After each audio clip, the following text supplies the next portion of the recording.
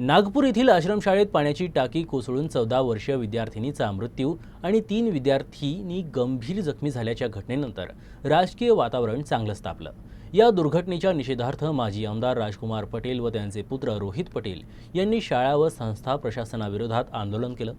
या आंदोलनानंतर चिखलदरा पोलिसांनी त्यांना रात्रीपासून ताब्यात घेतलंय।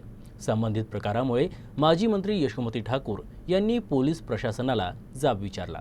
सोडा माझ्या आमदारांना, एवढीच माझी विनंती। ज्याच्या संस्थेत गुन्हा झाला त्यांना पकडा, ज्यानं त्या परिवाराला मदत केली त्याला पकडून ठेवलं। राजू का हो कसं करून सगळ्या बिल्डिंगची पूर्ण तुम्ही हे काढा, त्यांचं किती संस्था आहेत आणि किती बिल्डिंग आहेत। एक अख्खा गरीबाचा जीव मेलेला आहे, त्या आमदाराला तुम्ही डिटेन करत नाही, कारण तो सत्तेतला आहे। या माझे आमदार सत्तेतला नाहीये म्हणून डिटेन करून।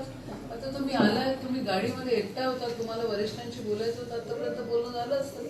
सह्या मारा घ्या, नाहीतरी गुन्हे दाखल करणार आहे, नाहीतरी गुन्हे दाखल करणार आहे। Finish it off, let us go. हां ठीक आहे ना मॅडम, चला मग आम्ही निघतो।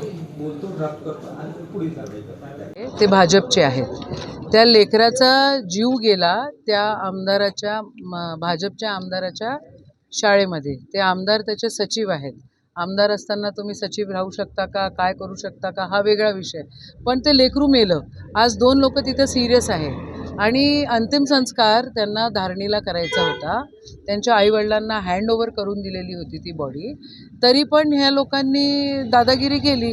आता ते असं म्हणतायत, आता त्यांचं इंटेन्शन मला असं दिसलंय की त्यांना आमदारांना आणि आमदाराच्या पोराला जेला, म्हणजे माजी आमदाराला आणि माझ्या आमदाराच्या पोराला डिटेन करायचं आहे आणि त्यांना कारागृहात पाठवायचं आहे। व कशासाठी?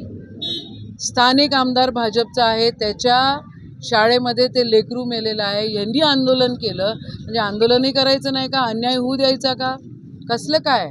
हे सगळा गोंधळ सुरू आहे, सगळी दादागिरी आहे आणि सगळं राजकारण सुरू आहे।